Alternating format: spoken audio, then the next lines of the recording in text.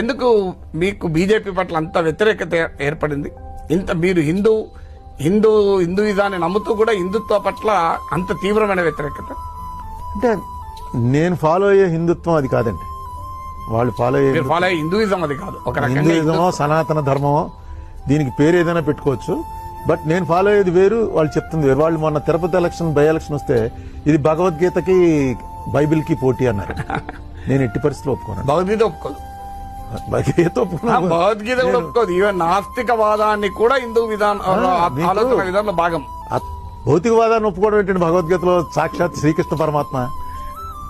వీళ్ళు మొన్న ఎవరో ఒక ఆయన అంటున్నాడు, శవం దగ్గర గనక భగవద్గీత వినిపించిందా ఆ శవవాహనం బద్దలు కొట్టేస్తాం, ఆ టైర్లు కోసేస్తాం, శవం దగ్గర పెడతారా భగవద్గీత అంటే?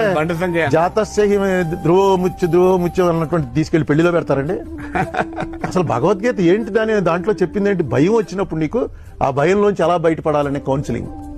ఆ కౌన్సిలింగ్ లోనే ఎలా బతకాలి, మృత్యు అంటే ఏంటి, జన్మ అంటే ఏంటి, రజోగుణం ఏంటి, తమో గుణం ఏంటి, సత్వగుణం ఏంటి, గుణాలను ఎలా డెవలప్ చేసుకోవాలి, అదంతా పెద్ద కౌన్సిలింగ్ ఆ బుక్. అందులో ఎక్కడ కూడా నన్ను నమ్మని చెప్పడు. ఆఖరికి వచ్చి మొత్తం భగవద్గీత చెప్పేసి క్లోజింగ్ లో ఆయన ఏం చెప్తాడు?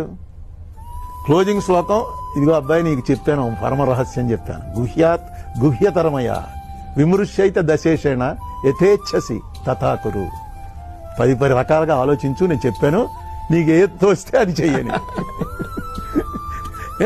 అంత లిబరల్ గాడ్ మనం ఈక్వల్ అని అంత ఇస్తే వీళ్ళు దాన్ని తీసుకొచ్చి ఒక సంకుచితంగా వాళ్ళ ఆదివారాలు చర్చికి వెళ్తారు కాబట్టి మనం ఏదో వారం గుడికి వెళ్ళాలి, వాళ్ళు మసీదులో ప్రార్థన చేస్తారు కాబట్టి మనం కూడా ప్రార్థన చేయాలి అని దీన్ని ఏంటో భగవద్గీత ఇప్పుడు 5వ క్లాస్లో పెడతారట కంపల్సరీ సబ్జెక్ట్ కింద.